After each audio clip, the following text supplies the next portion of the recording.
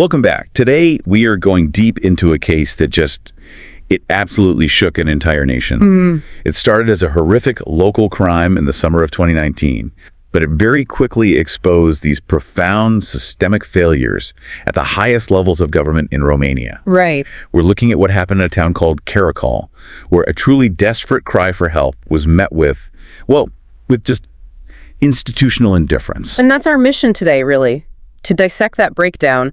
We've got sources that detail the full timeline, and you can see this stark contrast between the victim's frantic life or death urgency And the police response. the police and the emergency operators. I mean, it was hours, essentially an entire day of stunning paralysis. It's a study in how bureaucracy and just plain apathy can cost lives. Okay, so let's set the scene for you. Yeah. The country is Romania, beautiful place, complex history, only achieved democracy back in 1989. And the specific location is Caracol, a small city south of the capital, Bucharest. Caracol's situation is really key here. It is. It used to be this industrial powerhouse, but by the mid-2010s, it had fallen on really hard times. So industry's closed down. Exactly. The city became depopulated, leaving behind these quiet, sometimes totally deserted neighborhoods.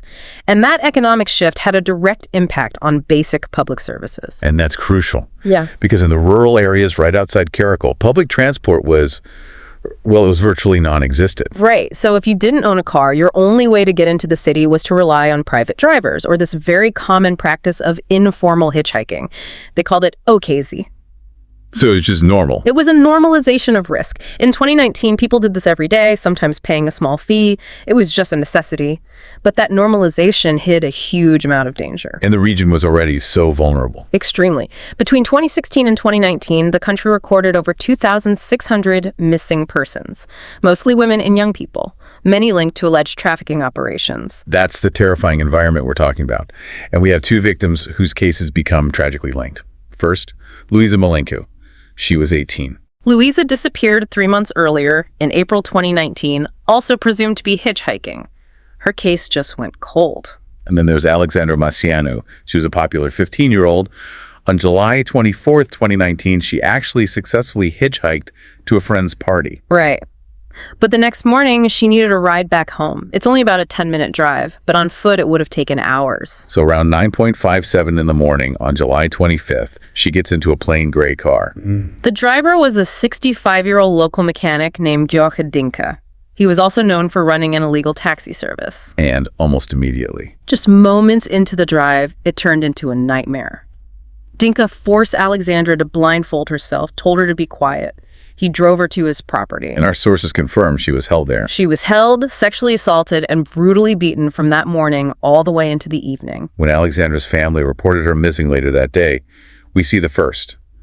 Just massive institutional failure. The authorities completely failed to connect her case to Luisa's disappearance 3 months prior. They just dismissed them. They dismissed both as potential runaways. And that assumption that young women are willfully missing, not victims of a crime. It's a deeply worrying pattern, especially with a known national trafficking crisis. It absolutely sets the stage for the catastrophe that followed. It really does. So let's get to those critical moments. The 3 emergency calls to 112 that Alexandra managed to make that morning using Dinka's phone. This is where the system's brokenness is just laid bare. The first call comes in at 11:05 a.m. And she's terrified. Utterly terrified. She says her age, 15, says she's been kidnapped and raped, but she doesn't know her exact address. She's talking so fast, scared her captor's coming back. And what we learned later about the operator's reaction is what just ignited the public outrage. Right. It was revealed that the operator not only handled the call with total apathy, but used profanity with a colleague, reportedly saying something like, "What are we going to find in Caracol? I don't know where she is." Unbelievable. The professionalism was just gone. It vanished. The operator seemed more annoyed by the call than concerned for a 15-year-old girl in mortal danger. Alexandra hangs up fast, says he's coming back. But she tries again, just 1 minute later at 11:06 a.m. The second call. She's trying to give them anything she can. She described the car as gray, says they passed a dike, a dig, and this is crucial. She found a business card. A business card. Yeah, with the name Popescu Lucian Gabriel. Now, he was a real estate agent, not the captor, but it was a clue, a geographic anchor. And then came the final call, 11:12 a.m. This one is just heartbreaking. She's completely distraught. She's sure Dinkas is coming back to beat her. She manages to give a partial street address, BLD Antonius Karakolu. So she's given them her name, her age, the crime, a car description, a landmark, and a partial address. What was the response to this final plea? The response was appalling. The operator and the police officers handling it, they refused to stay on the line with her. They refused. They said they had other calls waiting. They promised the police would arrive in 2 or 3 minutes. A promise that was just an absolute lie. That promise. 2 to 3 minutes. And then what actually happened? 19 hours of negligence. The delays were immediate. First, the police waste time driving to the home of the real estate agent from the business card.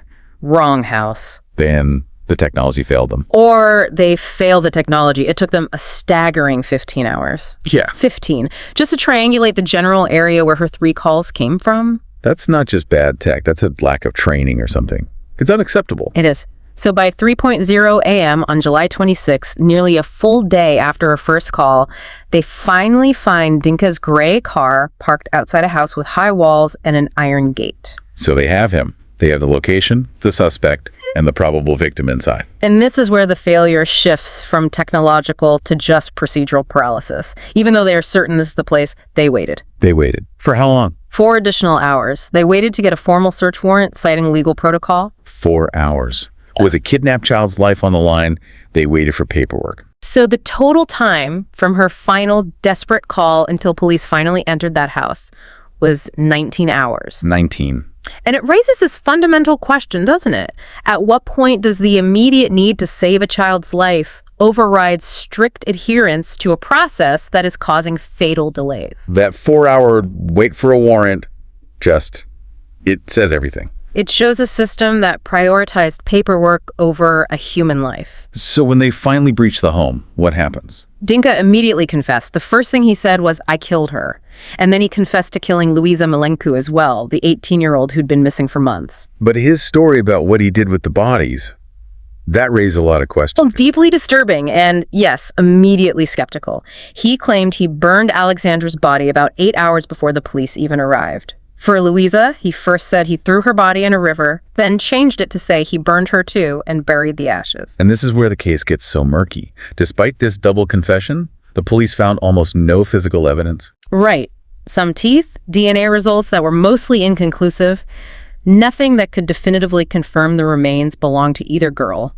And to make it worse, neighbors said they never saw the kind of massive smoke or smelled what he claimed he produced. So that lack of forensic proof, plus the ongoing national trafficking crisis, it just fueled this massive public doubt.